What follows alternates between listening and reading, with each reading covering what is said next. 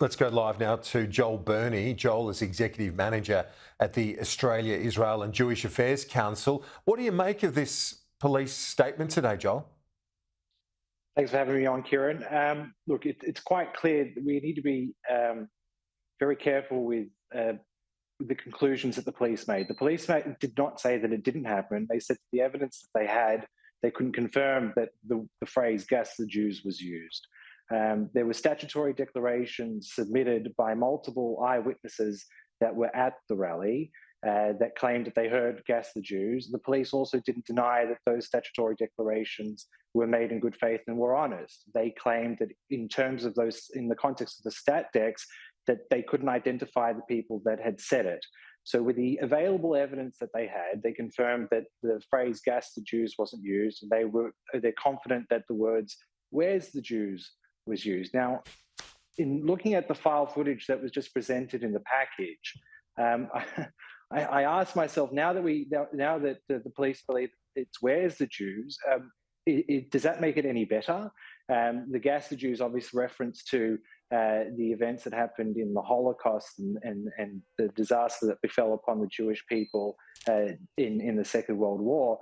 But what was the call, Kieran, for "where's the Jews"?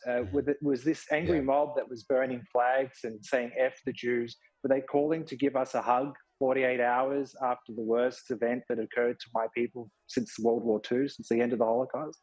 Were they burning flags in Yeah. solidarity with Israel, looking to hug their fellow Jew and chanting "where's the Jew"? So I'm a bit puzzled with the initial reaction after the police statement. The police statement does not make the events that occurred on that evening any better, in our opinion.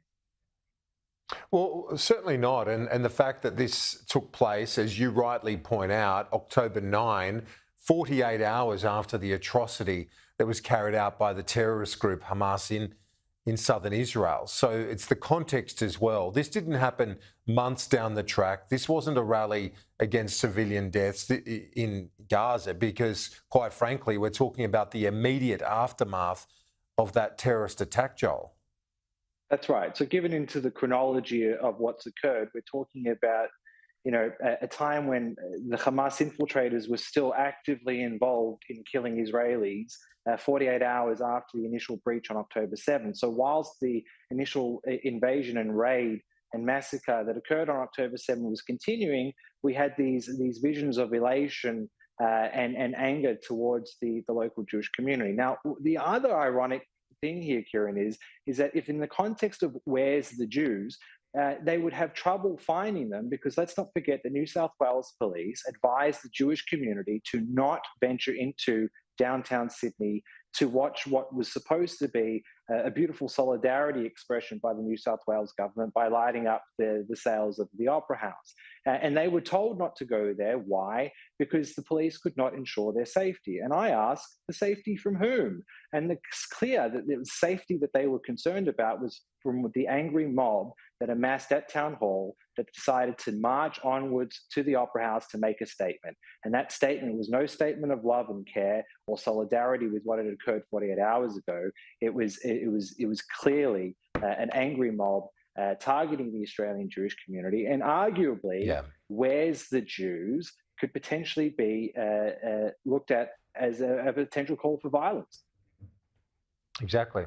Joel Burney, Executive Manager at the Australia, Israel and Jewish Affairs Council. Thanks. Talk to you soon.